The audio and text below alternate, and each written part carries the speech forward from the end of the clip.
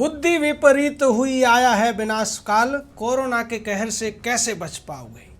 नमस्कार, मैं जनवक्ता श्रीओम गौतम और बात कर रहा हूं दिल्ली के आत्ममुक्त बौने और दिल्ली के दीवान केजरीवाल की, जिसको अब खबर आ रही है कि कोरोना हो गया है। और इसकी सूचना दी है केजरीवाल के सबसे बड़े चाटुकार संजय सिंह ने, और ये कहा है कि केजरीवाल को खांसी है, हल्का बुखार है और कल केजरीवाल का कोरोना टेस्ट होगा। ये वही केजरीवाल है जिसने एक दिन पहले दिल्ली में एक तुगलकी फरमान जारी किया था और उस तुगलकी फरमान पर पूरे देश से प्रतिक्रियाएं आई थी। सबने इसकी आलोचना की थी और सबने सवाल उठाए थे, मायावती से लेकर केशव प्रसाद मौर्य तक, और तमाम लोगों ने इस पर सवाल उठाए थे। लेकिन सबसे ज़्यादा बड़ा सवाल जो उठाया था वो केजरीवाल के ही साथी रहे और कभी इसके साथ कंधे से कंधा मिलाकर इसके सभी कामों में साथ देने वाले कुमार विश्वास ने।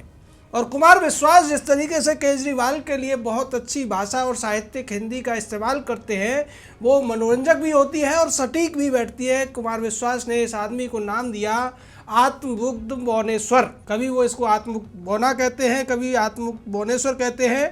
और कुमार विश्वास ने पूछा कि जो खुद हरियाणा से चलकर दिल्ली आया है, दिल्ली की सत्ता कब्जा ली है, बारास्ता गाजियाबाद, क्योंकि केजरीवाल पहले रहता तो दिल्ली में था लेकिन इसने कमरा गाजियाबाद में ले लिया था, ऑफिस गाजियाबाद में बनाया और दिल्ली की पुलिस से बचने के लिए ये गाजियाबाद में रहता था। और उसके बाद जिस तरीके से इसने तीन वोटर आईडी कार्ड बनाए थे, एक गाजियाबाद का था, एक सुंदर नगरी का और उसके बाद हनुमान मंदिर का, उसकी पोल खोल दे हुए आगे कुमार विश्वास ने यह भी कहा था कि दिल्ली कब जाने वाले अपना इलाज बंगलौर में कराते हो, सिक्किम को अलग देश बताते हो और अपने 2 कौड़ी के चुनाव को पूरा करने के लिए पूरे देश से कार्यकर्ताओं को बुलाते हो। चलो लंपट, आज ये बताओ कि देश को इस वक्त दिल्ली के अस्पतालों में दिल्ली से बाहर के कितने लोग इलाज करा रहे हैं। इसके बाद कुमार विश्वास ने फिर हमला बोला केजरीवाल के ऊपर और ये पूछा कि हे आत्ममुक्त बौनेश्वर, शराब माफिया से लगातार मिल रही दलाली पर पल रहे छोटे निर्वीर नायब, ये निर्वीर नायब दरअसल मनीष सिसोदिया के लिए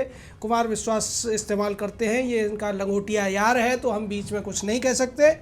क्यों कहते हैं ये वही जानते होंगे।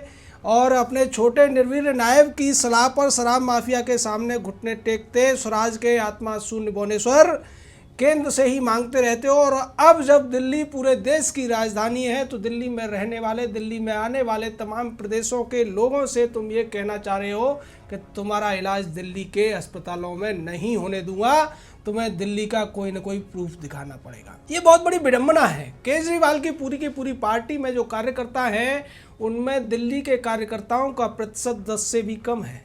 ज़्यादातर कार्यकर्ता बिहार के हैं, यूपी के हैं, एमपी के हैं, राजस्थान के हैं, कहीं ना कहीं और से हो। जब प्रचार होता है तो इसकी पार्टी के लिए काम करने वाले ज़्यादातर लोग बाहर से ही आते हैं। इसकी पार्टी के जो विधायक हैं उनमें 50 से ज़्यादा विधायक बाहर के हैं। ये खुद हरियाणा का है, फिर दिल्ली में रहने लगा, उत्तर प्रदेश का नागरिक बनने की कोशिश की इसने। और इसका जो नायब है वो तो उत्तर प्रदेश के लखुआ का रहने वाला है, संजय सिंह सुल्तानपुर का रहने वाला है, गोपाल राय की बात की जाए तो मऊ का रहने वाला है। यानी कि आज भी इसकी जो कैबिनेट है उसमें भी दिल्ली का कोई आदमी ढूंढने से नहीं मिलता है। उसके बावजूद ये आत्ममुक्त बौना कहता है कि मैं दिल्ली से बाहर वालों का इलाज नहीं होने दूंगा। इससे बड़ी विडंबना क्या हो सकती है। आपने इतिहास में तुगलक के फरमानों को पढ़ा होगा, लेकिन दिल्ली में जो लोग रह रहे हैं वो तुगलक के इस नए अवतार को स्पष्ट तौर पर देख रहे हैं, जो किस तरीके से ड्रामा करता है। और आज जो खबर है कि कोरोना हो गया है केजरीवाल का, ये कोरोना नहीं हुआ है।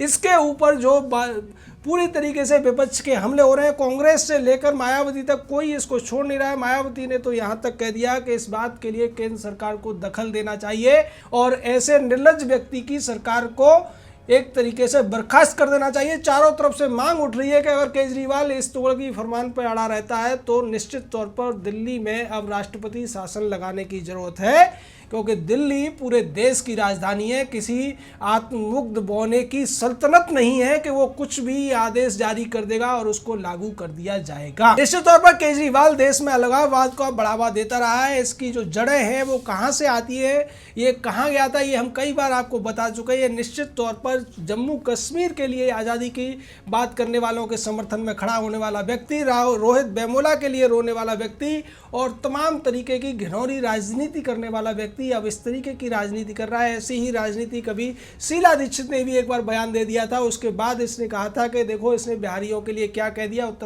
उत्तर प्रदेश वालों के लिए क्या कह दिया। और उसके बाद जिसने जिस तरीके से और इसने और इसके निर्वीर्य नायब ने मनोज तिवारी को भी विदेशी बता दिया था, उसको भी घुसपैठिया बता दिया था जब बात चल रही थी सीएए की। निश्चित तौर पर ऐसी सोच केजरीवाल की पूरी पार्टी की है, उनके लोगों की है। और इसी वजह से आज जब इस पर हमले हुए, लोगों ने सवाल उठाए, लोगों ने इसकी सरकार बर्खास्त करने की मांग रखी, राष्ट्रपति शासन लगाने की बात रखी। दिल्ली यूनिवर्सिटी के 2 स्टूडेंट्स ने तो हाई कोर्ट में भी याचिका लगा दी कि इस तरीके के जो बयान हैं वो देश तोड़ने वाले हैं, देश में अलगाववाद फैलाने वाले हैं, वैमनस्य फैलाने वाले हैं। ऐसी इसके ऊपर कार्रवाई की जाए, इस पर रोक लगाई जाए। और इसी से बचने के लिए केजरीवाल ने अब एक नया पैंतरा खेला है, नई नौटंकी खेली है।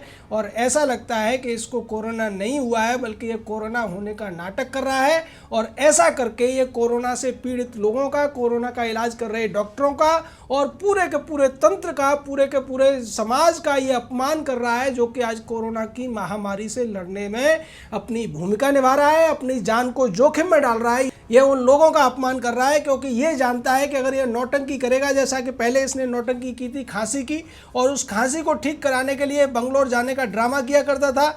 और इसे लगता था कि मफलर बांध लेने से, खांसने से बार बार लोगों को ये लगेगा कि ये उनकी तरह आम आदमी है। और आम आदमी के नाम पर इसने जो टोपी दिल्ली वालों को पहनाई थी, उसको बरकरार रखने के लिए एक बार फिर से इसने ये प्रपंच रचा है। और ये कोरोना का मरीज बनने का अब ड्रामा करके लोगों को जो अभी गुस्सा है उसको अपने प्रति सहानुभूति में बदलने की कोशिश कर रहा है। क्योंकि लोगों को ये लगेगा कि देखिए केजरीवाल खुद पीड़ित हो गया है और इसलिए अब हमें उसके प्रति दया करनी चाहिए, उसके गाली नहीं देनी चाहिए, उसको गलत नहीं कहना चाहिए। लेकिन केजरीवाल ये भूल गया कि इस दिल्ली में इसको सत्ता देने वाले, तीसरी बार सत्ता देने वाले अगर कोई लोग हैं तो वही बाहर के लोग हैं, जो दिल्ली, जिनके लिए आज ये कहता है कि उनका इलाज नहीं होने दूंगा। पहले इस व्यक्ति ने ये कहने की कोशिश की थी कि आपको अस्पताल जाने की जरूरत नहीं है, अस्पताल में मत जाइए, आप अपने घरों पर ही इलाज कीजिए और वहीं आप सही हो जाएंगे। लेकिन लोगों को जब लगा कि घरों पर इलाज करने के नाम पर हमारी बातें नहीं सुनी जा रही हैं, सरकारी जो अस्पताल हैं दिल्ली राज्य सरकार के, वो लोगों का ढंग से इलाज नहीं कर रहे हैं, और उसके बाद लोगों के जो तादाद थी कोरोना से पीड़ितों की या संक्रमित लोगों की, वो बढ़ने लगी। और जिन इलाकों में अब तक इक्का दुक्का मरीज की सूचनाएं थी, अब वहाँ से 50 से लेकर 100 मरीज 2-2, 3-3 दिन में निकल रहे हैं। निश्चित तौर पर ये बड़ी भयावह स्थिति पैदा कर दी इस केजरीवाल नाम के दिल्ली के दीवाने सुल्तान ने, जिसको इसका जो साथी कुमार विश्वास सही तौर पर बोना या बोनेश्वर कहते हैं, वो सही कहते हैं। क्योंकि ये व्यक्ति इसी तरीके की सोच रखता है, इसकी सोच भी इसके साइज की तरीके से छोटी है और इतनी संकुचित है कि ये व्यक्ति देश के लोगों को भी बाहरी बताने की, सिक्किम को दूसरा देश बताने की, जम्मू कश्मीर की आज़ादी करने वाले टुकड़े टुकड़े गैंग के लोगों को भी अपने फायदे के लिए अपना बताने की बहुत बड़ी गलतियां कर देता है। और इसकी गलतियों को लोगों ने माफ़ किया, बार बार इसके झांसे में आए। लेकिन अब उन लोगों की भी आंखें खुल जानी चाहिए जो इसको वोट देते रहे हैं बिजली पानी के फ्री के लालच में, कि ये व्यक्ति उनका नहीं है, ये किसी का भी नहीं है और ये किसी का भी नहीं हो सकता। जो व्यक्ति देश का नहीं है, जो जनता का नहीं है, जो भारत के संविधान का नहीं है, वो किसी का भी नहीं हो सकता। निश्चित तौर पर ऐसे व्यक्तियों की जो जगह है वो कहीं और होनी चाहिए। लेकिन गलती से दिल्ली के लोगों ने इसको लालच में आकर जिस तरीके से वोट दिया और बम्पर सीटों के साथ इसको जिताने का काम किया, वो भी इसके ज़्यादातर विधायकों को, जो कि बिहार, उत्तर प्रदेश जैसे राज्यों से आते थे, आज उन्हीं लोगों के लिए ये दिल्ली के अस्पतालों के जिस तरीके से दरवाजे बंद कर रहा है, आप समझ सकते हैं ये कितना घिनौना चेहरा है। निश्चित तौर पर इसको लेकर केशव प्रसाद मौर्य ने भी कहा कि इससे कई राज्यों के बीच के रिश्ते बिगड़ेंगे, और बाकी लोगों ने भी कहा, मायावती ने भी कहा, कुमार विश्वास ने जिस तरीके से इस पर हमला बोला है, उसके बाद लगता है अब ये अपना सर छुपाने के लिए, अपना मुंह छुपाने के लिए एक बहाना ढूंढ रहा है। और इसके जिसकी तरफ से खबर आ रही है कि अब केजरीवाल एकांतवास में चला गया है। यानी कि ये कोरोना के बहाने 8-10 दिन जो इसके ऊपर मीडिया के सवाल उठेंगे, जो अखबारों के सवाल उठेंगे, उन सवालों से बचने के लिए अपने आप को एकांतवास में छुपाकर अब ये कायर अपना काला मुंह छुपा लेना चाहता है, लोगों को भरमा लेना चाहता है और उसकी तरफ से फिर बाद में सफाई आने लगेगी कि हमने ऐसा नहीं ऐसा कहा था। लेकिन अब उन लोगों से भी सवाल पूछे जाने चाहिए जो इसके विधायक बने हुए हैं या जो इसके मंत्री बने हुए हैं या जो इसके नेता बने हुए हैं कि अगर वो बीमार होते हैं तो उनका इलाज कहाँ पर होगा।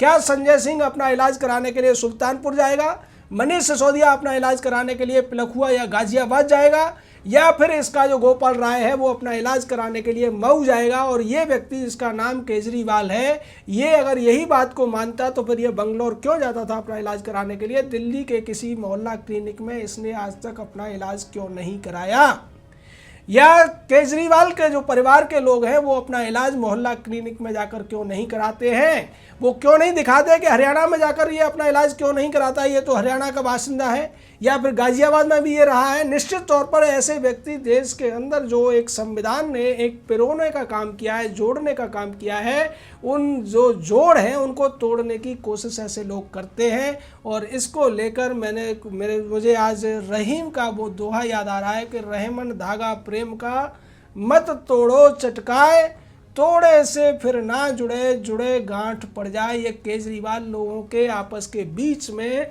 जिस तरीके की गांठ डालना चाहता है वो बहुत खतरनाक है। इसलिए इसकी सरकार को जल्द से जल्द बर्खास्त होना चाहिए। जय हिंद, जय भारत।